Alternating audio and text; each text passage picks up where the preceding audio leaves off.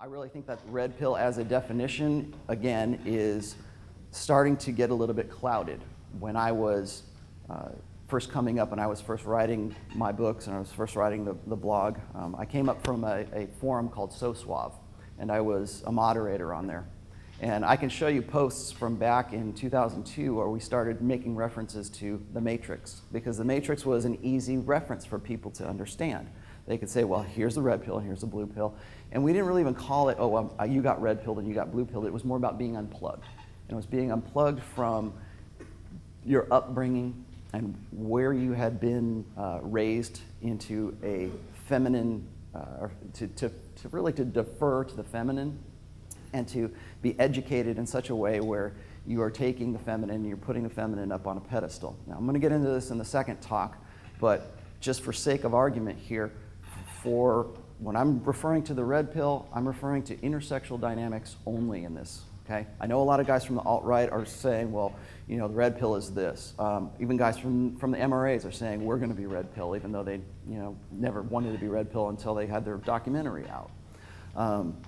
So there's a lot of people who are saying, I'm red pill, I'm red pill. I've been talking to, you know, postmodernist liberals who are saying that we're the real red pill. And so what is the red pill? As you know, it's hard.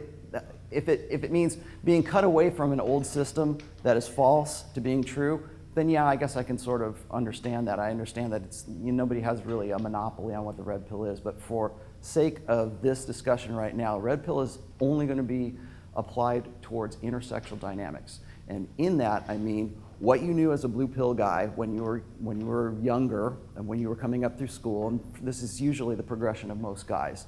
Is they're raised to, you know, never hit a girl, never, you know, take her textbooks home from school and be nice to her and always defer to the woman. And there's always a progression that guys go through to get from being female deference to being an adult with those same ideologies and those same sort of implanted expectations of deferring to the feminine. And it takes a while for guys to, or I should say it takes a while, it takes a crisis, or it takes a trauma that wakes you up from that. And in this sense, that's what I really feel that the red pill is. I was talking to some guys last night, and like I said, my primary concern, or my primary, you know, first question I like to ask guys is, how did you come to being red pill? And almost universally, they've gone through some sort of crisis where what they had learned when they were kids or when they were in their blue pill phase has been challenged, and if not just simply outright crushed.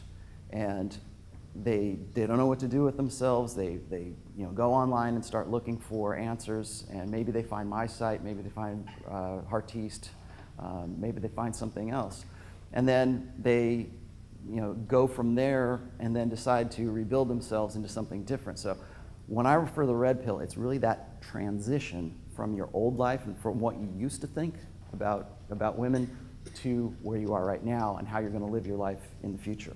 So that's what I have.